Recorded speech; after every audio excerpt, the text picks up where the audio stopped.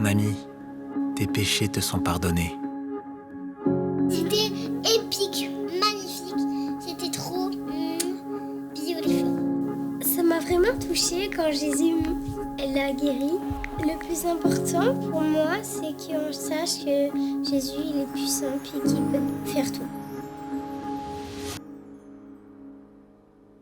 L'idée de Ma Bible Junior est venue lorsque, avec les équipes, on a commencé à brainstormer, à travailler sérieusement sur le développement de l'application Ma Bible. On s'est dit, waouh, le concept est génial pour les adultes, mais les jeunes, on s'est dit, il faut absolument qu'on puisse toucher toutes les générations parce qu'il y a tellement peu de contenu qui existe pour les jeunes et il faut absolument qu'on touche la jeunesse. Alors on s'est dit, il faut que quand on lance l'application, la bonne idée, ce serait qu'il puisse y avoir deux types de profils, deux types d'expériences. Une expérience classique pour les adultes et une expérience pour les juniors de moins de 14 ans. Et que cette expérience soit tellement cool, tellement fun, que les jeunes aient envie de venir méditer la parole de Dieu chaque jour sur cette application. Et c'est ce qu'on a fait, avec un contenu et un design vraiment adapté à leur âge. En 2022, Michael Debo m'a contacté suite à des illustrations que j'ai publiées sur Instagram. Il m'a demandé de les rencontrer. Et avant même notre rencontre, Dieu m'a dit, dis oui à ce qu'il va te demander.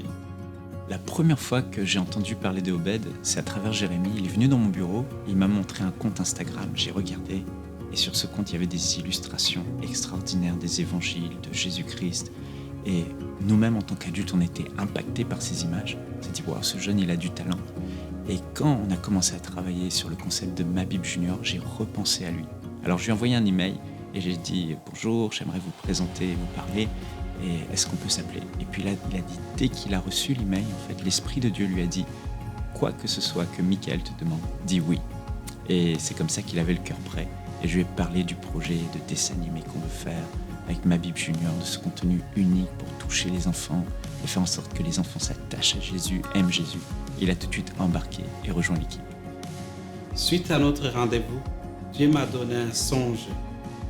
Et j'ai vu des enfants, un petit nombre d'enfants, mais qui s'agrandissaient, ça s'est multiplié, qu'on ne voyait plus les bouts, et beaucoup d'enfants qui rejoignaient le royaume de Dieu grâce à ces projets de MCI. Je me souviens de cette réunion, on était là avec toute l'équipe et on se disait, mais qu'est-ce qu'on peut faire comme concept de dessin animé pour les enfants ? On est une petite équipe. Ça, c'est très chronophage, c'est très coûteux de faire des dessins animés. Et là, j'ai eu un flash. Je me suis souvenu que quand j'étais jeune, avec ma maman, elle me mettait des magnétophones avec des cassettes à bobine et elle me donnait un livre avec des contes animés à l'intérieur avec des belles images. Et j'écoutais ces cassettes et ces belles histoires qui ont bercé toute mon enfance. Et en même temps, je regardais ces belles images. Et là, j'ai dit, c'est ça qu'il faut faire. Il faut qu'on fasse un nouveau concept où c'est pas du full animé comme un dessin animé, mais on voit des images vraiment belles, magnifiques. Et on fait travailler l'imagination de l'enfant avec du sound design et l'accent est mis sur le texte et des pointes d'humour. Ça va être extraordinaire.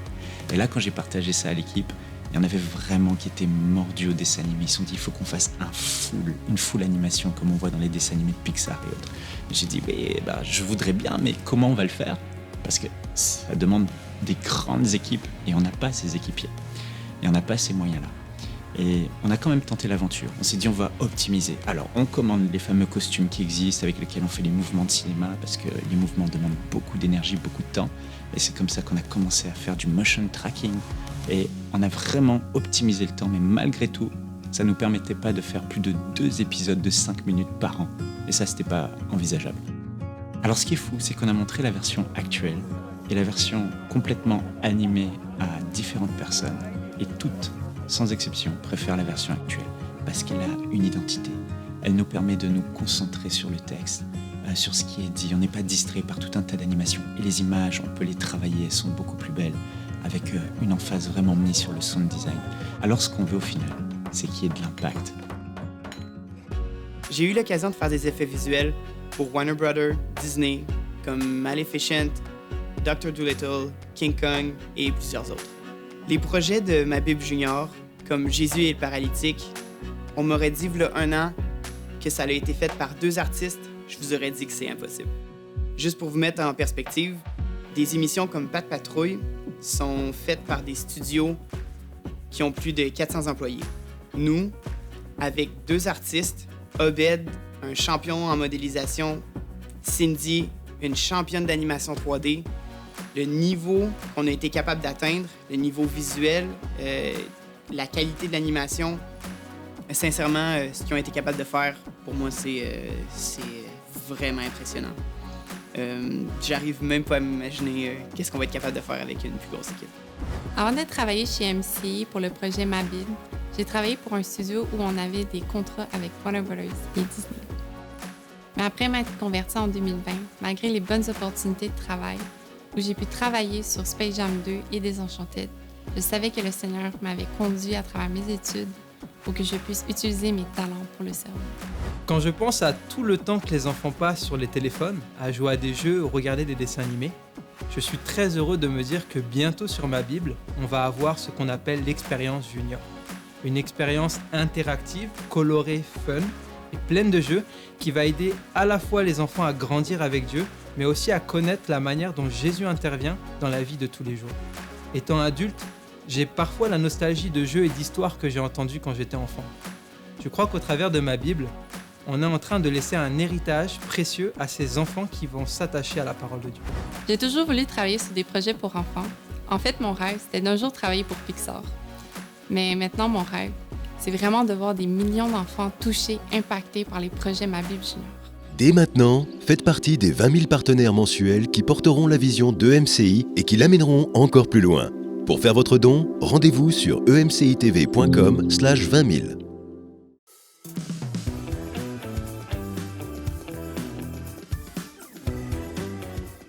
Bonjour et bienvenue dans Bonjour chez vous. Aujourd'hui, on va parler de nos relations avec les autres. Es-tu trop dur avec les autres? Alors certains vous dites non, pas du tout, c'est pas mon genre. Et peut-être qu'en fait, à la fin de l'émission, vous allez dire je suis peut-être concernée. Et puis d'autres, vous avez subi peut-être la dureté des autres. Et juste d'en parler, ça fait encore mal. On va parler avec vous, on va prendre le temps de s'étaler sur ce thème. Et je ne suis pas toute seule, je suis avec Nadine et également avec Samuel Jérémy Gingras. J'aime bien dire ton nom au complet, surtout que complet, dans l'émission, je vais t'appeler Sam dans 2 secondes. Parfait, ça.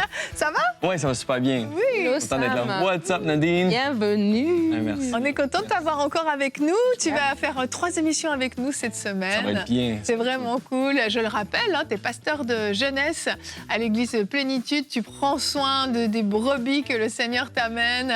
Et vraiment, tu mets tout ton cœur là-dedans. Et puis aujourd'hui, justement, tu vas pouvoir faire une rubrique pour aider les parents d'ados, de jeunes adultes. On sait que c'est une période pas forcément facile. Pas une période facile.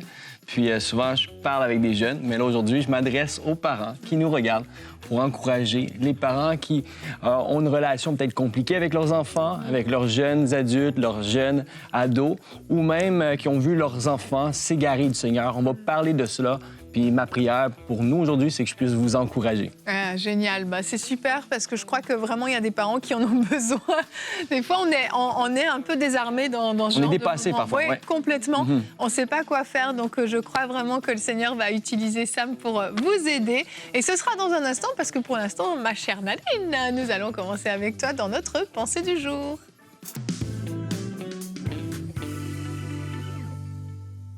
Es-tu trop dur envers les autres? C'est la question que le Seigneur vous pose, que le Seigneur me pose à moi-même aussi. Et nous allons pouvoir regarder ensemble un verset dans Proverbe 11, le verset 12. La Bible dit « Celui qui méprise son prochain manque de bon sens, mais l'homme qui a de l'intelligence se tait. » Celui qui méprise son prochain manque de bon sens. Et je crois que des fois, on regarde les gens d'en haut, on est dur envers eux, on juge leurs égards, on juge leurs péchés, etc., leur comportement, parce qu'on oublie que les gens sont dans un processus comme nous aussi, nous sommes dans un processus. Et des fois, c'est facile de regarder l'erreur de l'autre, de regarder sa difficulté, parce que ce n'est pas notre difficulté. C'est normal que pour nous, c'est facile, parce que ce n'est pas notre difficulté. Mais nous aussi, oublions que nous aussi, dans d'autres domaines, nous avons aussi des difficultés. Et c'est important de pouvoir avoir ce recul, parce que lorsqu'on se rend compte que c'est comme si un étudiant d'université se moquerait d'un étudiant de l'école primaire qui a des difficultés en mathématiques. Mais c'est normal, toi, tu as déjà maîtrisé cet aspect-là. Mais il y a d'autres aspects que tu es aussi en train de maîtriser maîtriser. C'est la même chose lorsque nous, en tant que chrétiens,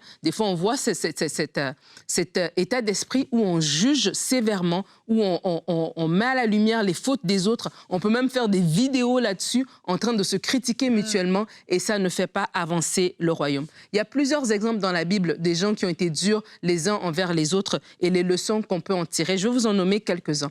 La première, c'est l'exemple de l'homme. Vous vous rappelez cet homme qui avait une grande dette, que son maître avait effacé sa dette et il a vu son compagnon de travail, son collègue qui avait une dette plus petite et l'homme était dur envers cette personne-là. Il a exigé de lui rembourser sa dette. Il a fait jeter en prison jusqu'à ce que la dette soit remboursée. Et la Bible dit que les compagnons de l'homme ont vu son comportement. Ils étaient tellement attristés, choqués, qu'ils ont rapporté l'information à leur maître qui a condamné ce monsieur-là. Et vraiment que ce soit un encouragement pour nous. Des fois, nous sommes là en train d'exiger des choses aux autres, oublions que nous-mêmes aussi, nous avons été pardonnés des choses beaucoup plus graves. Et vraiment vraiment ce cœur d'amour, ce cœur humble. Sois humble, ne reste pas là à regarder quelqu'un, à le condamner, oubliant que toi aussi, il y a une pelure de banane qui t'attend quelque part. Vraiment, c'est important d'avoir ce regard-là. Il y a cette histoire de Saül. Moi, cette histoire m'a toujours choquée, de Saül qui va dire à tout le monde de ne pas manger jusqu'à la fin de la journée. Jonathan, son fils, ne le savait pas. Et lorsque Jonathan a mangé ce miel, Saül était prêt à mettre Jonathan à mort. Et les gens autour ont dû intervenir en faveur de Jonathan. Et Saül lui-même, plus tard, va faire un sacrifice. Et là, quand Samuel va lui dire « mais tu n'auras pas dû le faire », là, tout d'un coup, Saül fait appel à la compassion de Samuel, dit « non, Samuel et tout, intercède pour moi, etc. » Oublions que lui, lorsque Jonathan commet une erreur, il était intransigeant.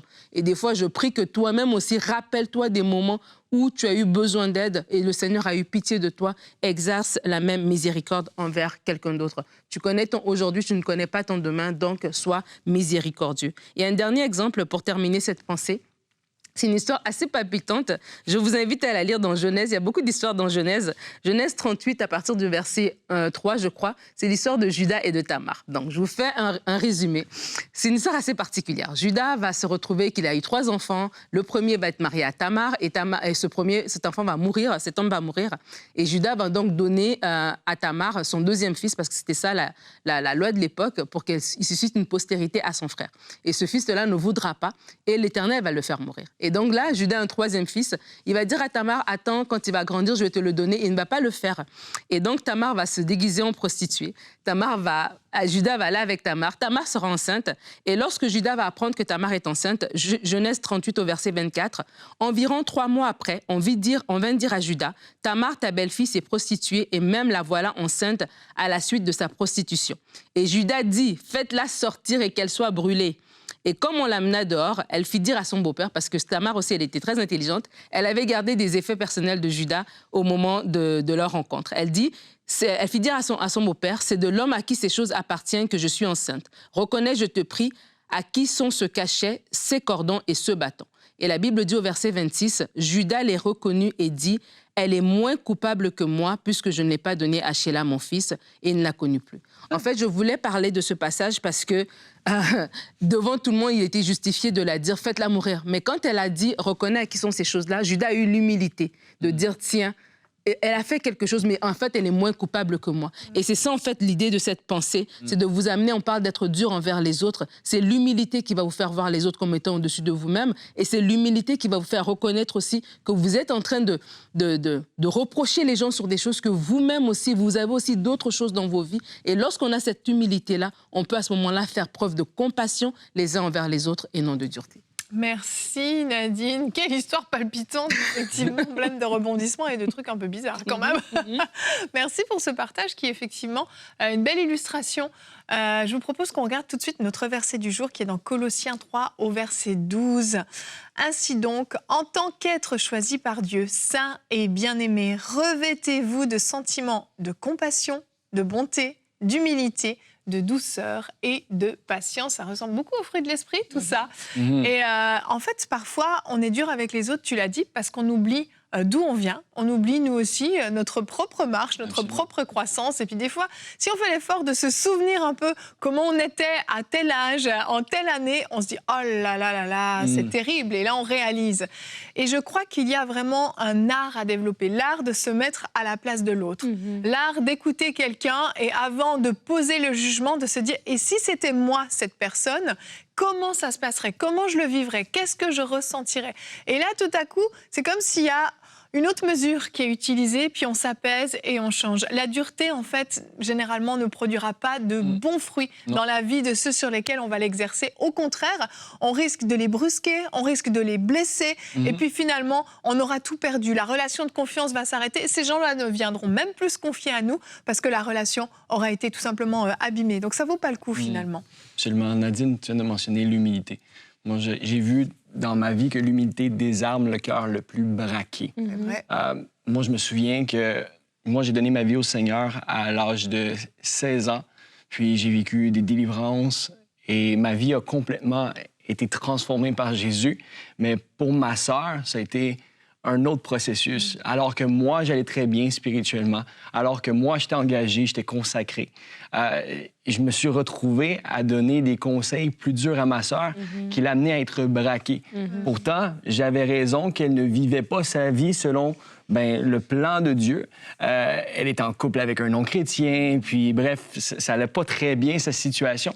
Mais là où ma sœur, avant, se confiait à moi, à cause qu'elle avait peur de moi, mais elle n'osait plus nécessairement se confier. Et pourtant, oui, son péché était ouvert. Mais si je me souviens de la grâce de Dieu qui est venue me chercher là où moi j'étais, je paraissais comme un bon chrétien le dimanche matin parce que j'étais à l'église avec mes parents, mais c'est pas pour ça que je ne vivais pas des combats avec la pornographie. Mon péché à moi était caché. Voilà, c'est Cela dit, moi c'était caché, elle c'était ouvert. Elle avait aucune honte de se montrer avec son copain en public et de ne pas venir à l'église et tout. En fait, en réalité, c'est la même chose. Et le Saint-Esprit, à cette époque-là, m'a amené à arrêter d'être dur envers elle. Puis il m'a rappelé ce verset qui est dans Romains 3, au verset 23. Car tous ont péché et sont privés de la gloire de Dieu. J'avais péché. Oui. Je suis encore pécheur. Le Saint-Esprit a commencé une œuvre. C'est lui qui l'accomplit. Je suis en processus de sanctification. Ma sœur connaissait la vérité. Ça a été une belle semence, mais cette semence-là a porté son fruit. Je crois que j'ai porté beaucoup plus de fruits en l'arrosant avec des prières, qu'en la jugeant, puis en lui pointant. Puis en fait, ce qui est dommage, c'est que pendant, je dirais, 2 ans, ma sœur ne voulait plus se confier à son grand frère. On était meilleurs amis en grandissant, mais il y a eu une barrière qui s'est créée entre moi et elle.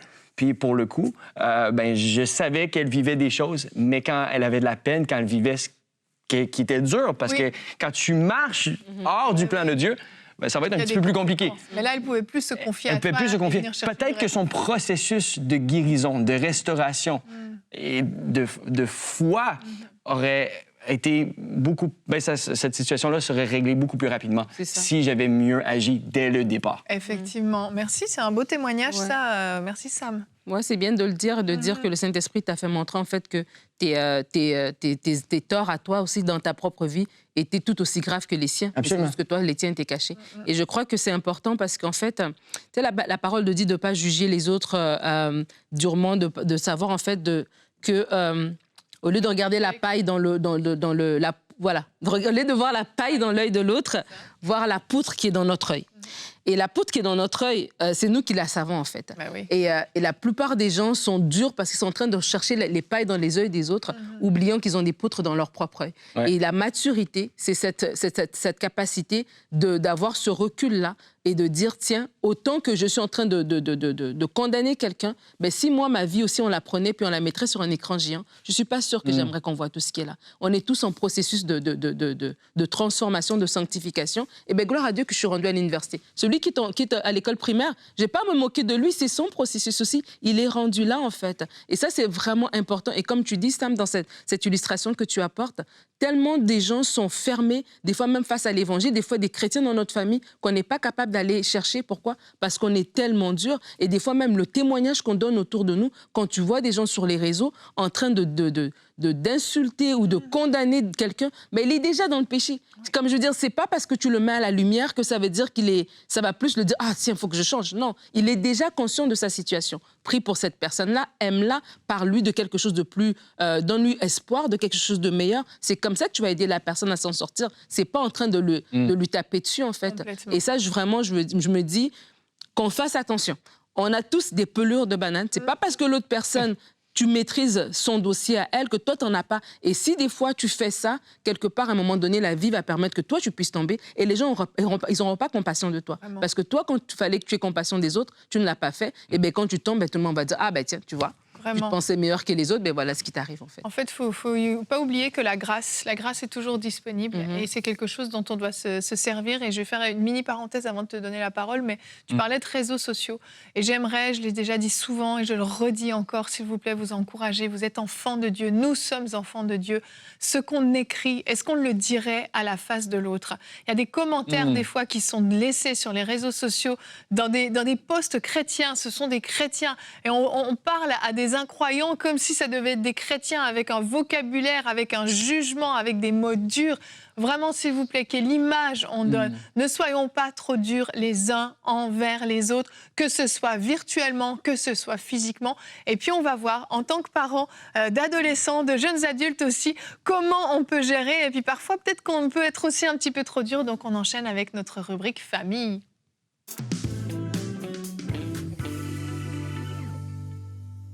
Ce qui m'amène à vous partager cette rubrique famille aujourd'hui, c'est que, en tant que pasteur de jeunes adultes, j'ai beaucoup de parents qui viennent me voir avec des sujets de prière pour leurs ados, pour leurs jeunes. Puis c'est souvent les mêmes.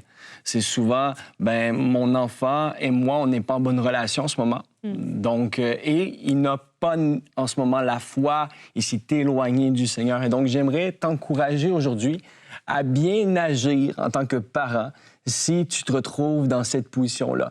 J'aimerais te dire que Dieu a commencé quelque chose dans ta vie qui se répercute certes sur tes enfants par sa grâce et ce que Dieu a commencé, parce que toi et ta maison, tu vas servir Dieu. Ta maison va servir Dieu. Ce n'est qu'un aspect de temps, de persévérance et de foi. Attache-toi premièrement à la promesse de Dieu. Mais ce que Dieu t'a promis, il va le faire. Mais dans le processus où on ne voit pas nécessairement l'aboutissement de la promesse, de la prophétie, on ne voit pas le caractère développé dans nos jeunes, dans nos enfants, c'est pas toujours facile. Puis on est tous passés par là. Comme on a dit, faut regarder la poudre dans notre œil avant de regarder la paille, même dans les yeux de nos enfants. Certes, ils ont leurs défis, mais nous, je crois, en tant que parents, on peut aider nos jeunes en appliquant ces quelques principes. Et donc, sans plus tarder, j'ai un verset sur le cœur à nous partager aujourd'hui. C'est Malachie 3 au verset 24. Ça dit « Il ramènera le cœur des pères vers les fils et le cœur des fils vers leur père. » Amen. Il ramènera le cœur des pères vers leurs fils, vers les fils, et le cœur des fils vers leur père. C'est qui le fait? C'est qui ramène le cœur des fils vers leur père? C'est Dieu. Amen. C'est Dieu qui accomplit toutes choses. On peut, si tu as mis ta foi en Dieu et si ton cœur reste et demeure ouvert vers ton enfant, Dieu ramènera dans le temps voulu. Crois cette promesse aujourd'hui. C'est Dieu qui le fait. Peut-être que tu t'inquiètes aujourd'hui pour tes ados, tes jeunes et vieux, mais le premier conseil que j'aimerais t'encourager à vivre alors que tu traverses certes des défis avec tes jeunes, peut-être que tu te retrouves dans une mauvaise relation, ton enfant ne te parle plus, ça m'est déjà arrivé. Beaucoup de parents viennent me voir, j'ai tellement prêché la bonne nouvelle, puis là, mon enfant ne veut plus rien savoir, et il a clairement mis un X sur moi, mais la première chose que je veux t'encourager à vivre, c'est ce conseil, c'est n'hérite pas, mais élève, éduque, avertis selon ce qui vient de Dieu. Amen. Dans Éphésiens 6, au verset 4, ça nous dit « Honore ton père et ta mère ». Donc oui, eux, ils ont un devoir en tant qu'enfants. C'est le premier commandement accompagné d'une promesse afin que tu sois heureux et que tu vives longtemps sur la terre. Quant à vous, père, les mères peuvent aussi l'appliquer. C'est vrai. N'irritez pas vos enfants, mais élevez-les en leur donnant une éducation et des avertissements qui viennent du Seigneur. L'éducation qu'on est supposé donner à nos enfants et les avertissements qu'on est supposé donner à nos enfants ne sont pas toujours celles que nous voulons donner, mais c'est celles que Dieu veut qu'on leur donne. Ça dit, éduquez et avertissez selon ce que Dieu, selon ce qui vient du Seigneur. Donc, des fois, moi je sais qu'à un moment donné, mon père était irrité certainement avec mon comportement en tant qu'ado. Mais ce qui m'a préservé, c'est une parole que le Seigneur lui a donnée. Dieu lui a dit, pendant un instant, alors qu'il y avait toutes les raisons du monde de me tomber dessus, d'être irrité avec moi et de me faire voir la colère qu'un bon papa peut ressentir alors que son fils est rebelle, Dieu lui a dit, ne parle pas à ton fils aujourd'hui. Wow. Et mon père était sensible. Donc, il aurait pu m'irriter. À la place de m'irriter, car il était irrité, il a su adopter la pensée de Dieu.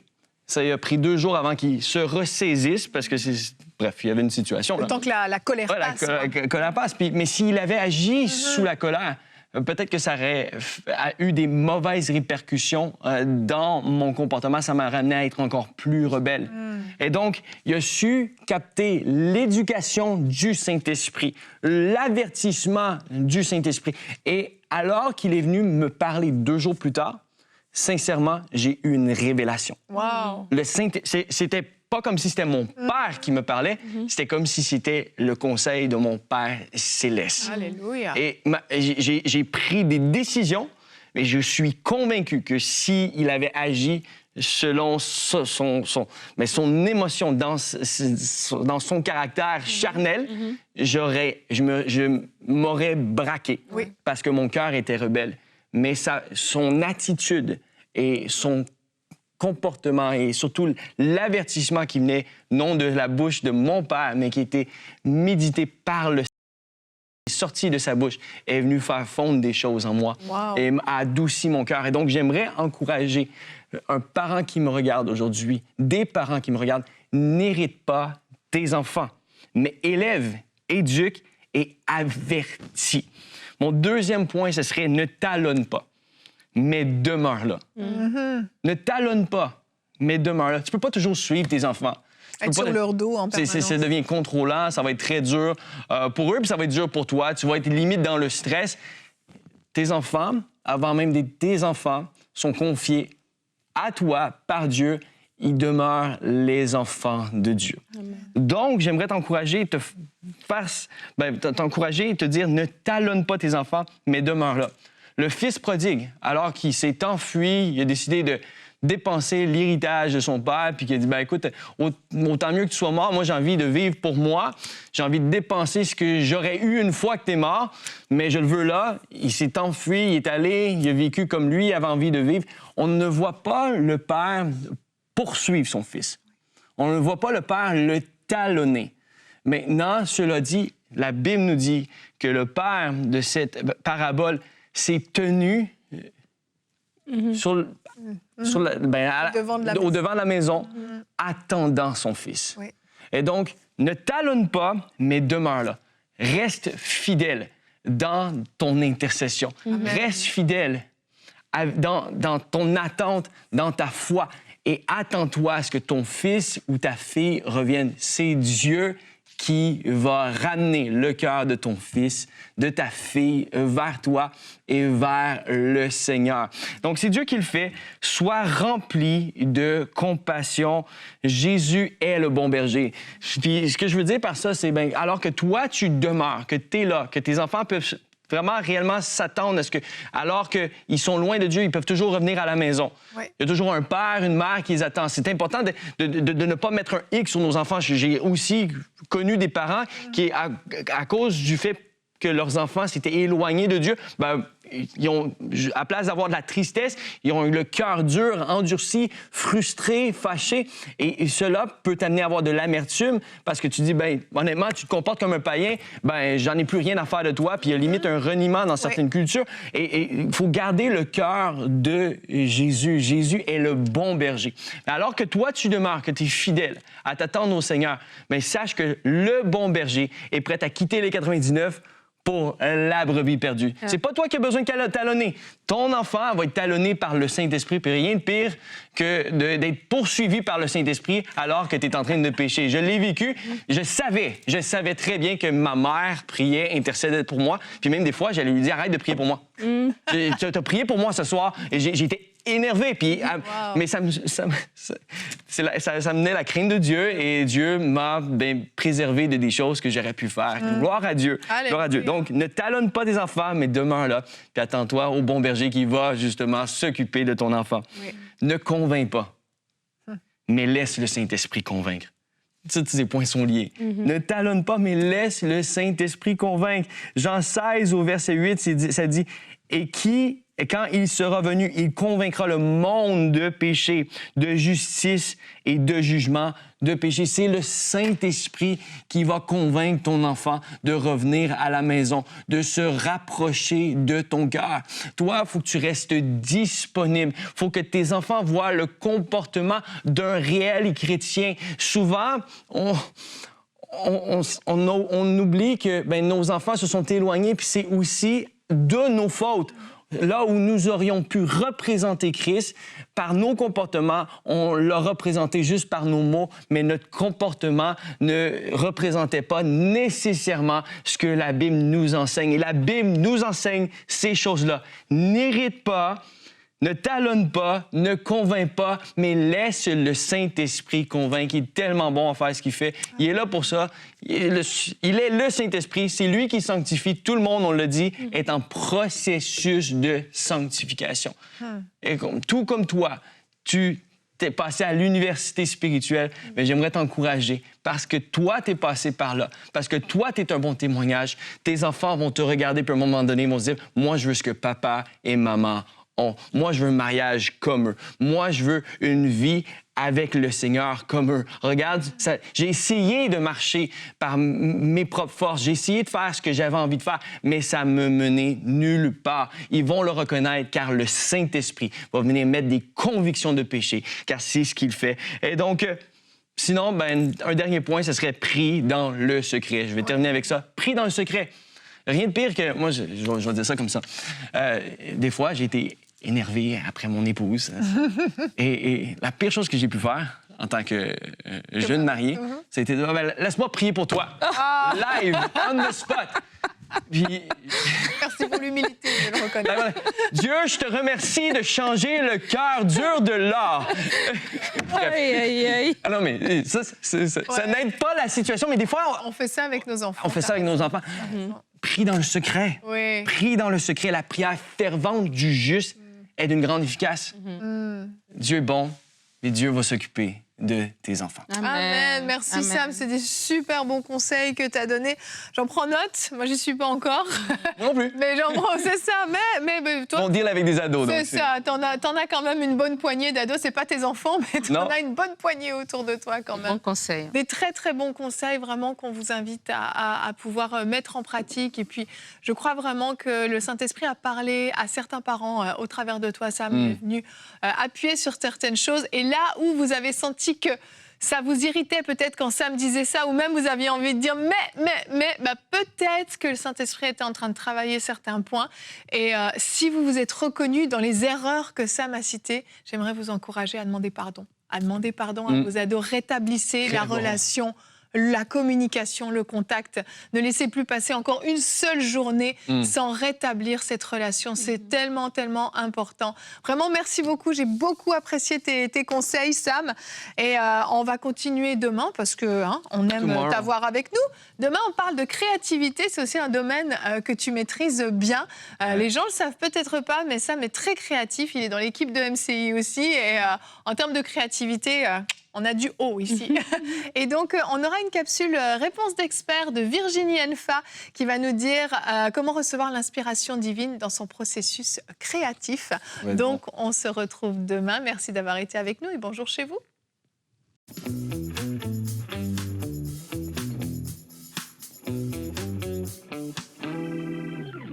Merci d'avoir regardé cette émission et merci à tous les partenaires de MCI qui portent cette vision avec nous à nos côtés. C'est grâce à vous qu'on peut produire de telles émissions et voir des vies transformées.